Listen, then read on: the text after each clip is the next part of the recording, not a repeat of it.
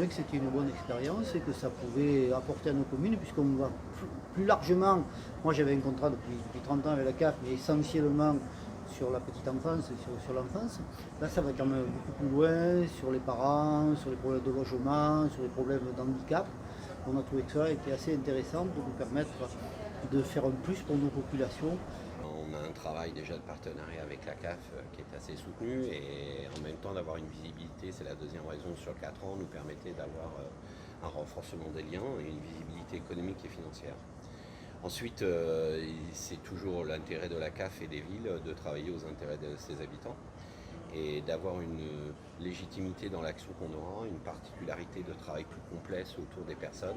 C'est exactement la politique que nous menons, donc mettre l'individu au cœur du dispositif et d'essayer de voir comment, lui bougeant, nous aussi on s'adaptera. Donc voilà pourquoi la ville s'est empressée de dire oui à ce travail de partenariat qu'on évaluera ensemble au bout de 4 ans.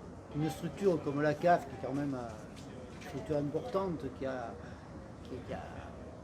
capacité à répondre à nos attentes, à nous faire des propositions sur des sujets que l'on a au quotidien. Moi, essentiellement, je n'ai pas beaucoup de problèmes très sociétaux, mais problèmes de femmes seules, les problèmes d'handicap, tous ces problèmes-là, où on est parfois dans la difficulté à apporter des réponses, parce que d'abord on est une petite commune. Dans la problématique dans les villages, c'est plutôt sur de la petite enfance, sur des adolescents, sur ce type-là de problématiques que nous attendons donc des collaborations et éventuellement aussi sur l'habitat, sur l'aide au logement. L'idée de travailler ensemble sur l'amélioration des conditions de vie des familles monoparentales me paraît important.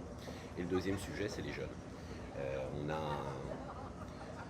On a un gros travail à faire dans cette société. Le jeune a du mal à se retrouver. Il faut qu'on travaille sur les vacances, il faut qu'on travaille sur le lien, il faut qu'on travaille sur le périscolaire, il faut qu'on travaille sur tout cela. Et ça fait partie des priorités que j'ai. Plus le handicap. Enfin, vous voyez, il y en a quand même beaucoup de handicap.